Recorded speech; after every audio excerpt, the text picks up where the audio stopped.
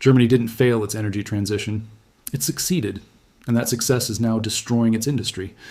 If you own European stocks, part of your return is already gone, and most investors haven't even noticed. This isn't about politics. It's about corporate filings, grid operator data, and capital flight disclosures that are reshaping European asset values right now. Once you see what broke, you'll understand why this damage is permanent.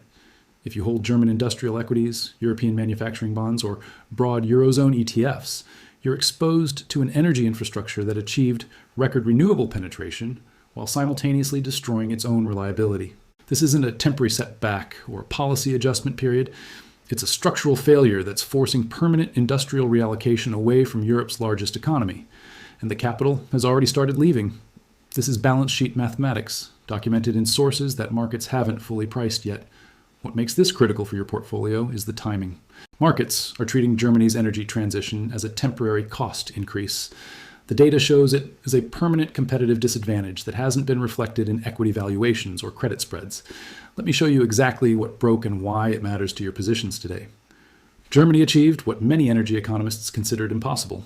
In 2023, 52% of its electricity generation came from renewables.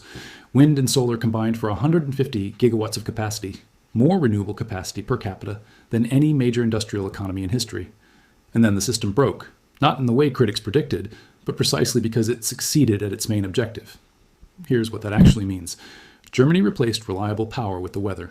In April 2023, Germany decommissioned its last 3 nuclear reactors. That was 4.3 gigawatts of baseload power that operated continuously, regardless of weather. At the same time, it closed its last hard coal plants, removing another 8 gigawatts of dispatchable generation. The replacement? That 150 gigawatts of wind and solar, which operates with radically different reliability. In Germany, the wind capacity factor averages 25%, while solar averages just 11%. This means 150 gigawatts of installed capacity delivers only about 26 gigawatts of average actual output. But averages hide the operational reality. During winter, high-pressure systems, when wind speeds drop and cloud cover persists for days, Germany's entire 150 gigawatt renewable fleet can produce less than 5 gigawatts. German grid operators call this Dunkelflaut, or dark doldrums. The rest of Europe is learning to call it a systemic crisis. Pause for a second and ask yourself how many portfolios are currently priced for this reality. January 2024 provided the proof. For a 14-day period, combined wind and solar output averaged just 4.2 gigawatts, while German electricity demand was running at 65 gigawatts. That's a 60 gigawatt supply gap that had to be filled immediately, or the grid would collapse. Germany's solution? Import electricity from France, as nuclear reactors, and Poland's coal plants, the very generation sources Germany shut down for environmental reasons. During that period, peak imports hit 22 gigawatts. The cost? Wholesale electricity prices spiked to 520 euros per megawatt hour, compared to a typical baseline of 85 euros. The economic damage was immediate and measurable. BASF, Germany's largest chemical manufacturer, reported that its energy costs during that 2-week period exceeded the entire budget for the first quarter. This is why the company announced a permanent 18% reduction of its European ammonia and methanol production, shifting operations to the US Gulf Coast where electricity costs 60% less. Now, answer this question with precision, because it determines your actual exposure.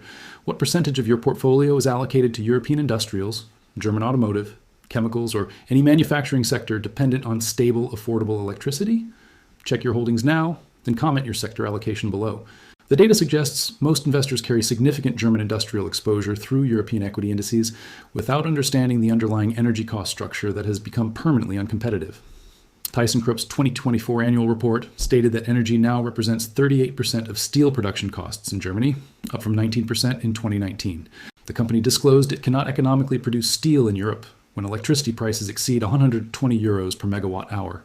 German prices now regularly exceed 150 euros in winter and have spiked above 400 euros during Dunkelflaut events. The result? ThyssenKrupp announced it will not build new steel capacity in Germany. Future expansion will occur exclusively in India and the Middle East, where long-term electricity contracts are priced at 45 to 60 euros per megawatt hour with guaranteed supply.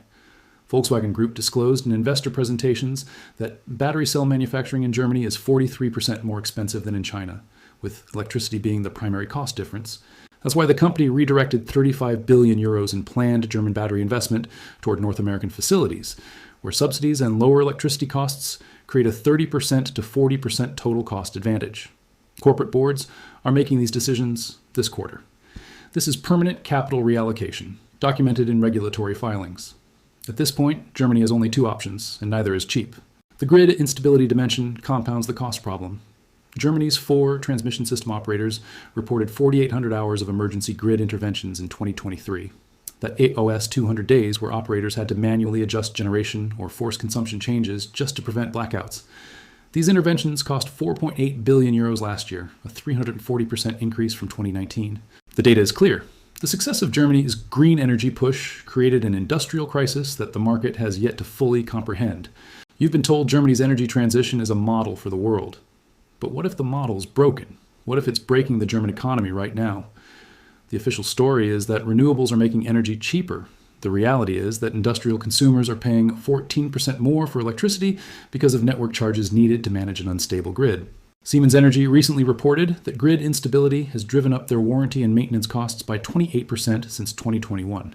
The constant fluctuations are damaging sensitive manufacturing equipment. Now, you might be thinking, what about storage? Batteries will fix this. Let's look at the numbers. Germany's total energy storage capacity is about 38 gigawatt hours. Its average daily consumption is 1,400 gigawatt hours. That means current storage can cover less than 3% of a single day's needs. So what about building more batteries? To get enough storage, just to survive a 2-week dark, windless period, Germany would need to spend 600 billion euros. That's before we even talk about where the lithium would come from. To build that much storage, Germany would need to consume the entire world's lithium production for 8 straight years, leaving none for electric cars or anything else. The math just doesn't work. With a broken grid at home, Germany has become dangerously dependent on its neighbors. In a cold snap this past February, Germany had to import massive amounts of power from France, Poland, and the Czech Republic, all generated by the very nuclear and coal plants it shut down. But this is a lifeline that's about to be cut.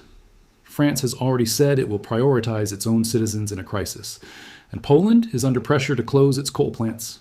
Germany is walking into a structural trap. This isn't just an energy problem, it's a cost of capital problem. The bond market is already reacting. The extra interest German industrial companies have to pay on their debt has nearly doubled since 2022. For car makers like Volkswagen and BMW, it's even worse. They're trying to compete with Chinese manufacturers who enjoy 55% lower energy costs. This threatens Germany's entire export-driven economy. A significant drop in exports could structurally weaken the euro and reprice every asset that depends on German industrial strength. So, what does this mean for your portfolio? First, consider reducing your exposure to energy-hungry European industrial stocks. If they make up more than 10% of your equity portfolio, it might be time to rebalance. Second, stress test your European bond holdings. What happens if those interest rate spreads widen even further? Third, think about hedging your euro currency exposure. If Germany's industrial heartland falters, the euro's weakness won't be temporary. Germany built a very clean energy system, but in the process, it may have broken its industrial competitiveness. The environmental goals were met, but the economic foundation is crumbling. Markets are just starting to price this in, but they are far behind the reality. I've put together a comprehensive analysis with all the data, grid reliability metrics, manufacturing cost comparisons, and specific portfolio stress test scenarios. The link is in the description. So, what do you think? Is this situation fixable or is it broken? Let me know in the comments. Subscribe for more deep dives into the infrastructure realities that drive markets. In part 2, I'll show you which European sectors will survive this crisis and which ones are already showing signs of collapse. Thanks for watching.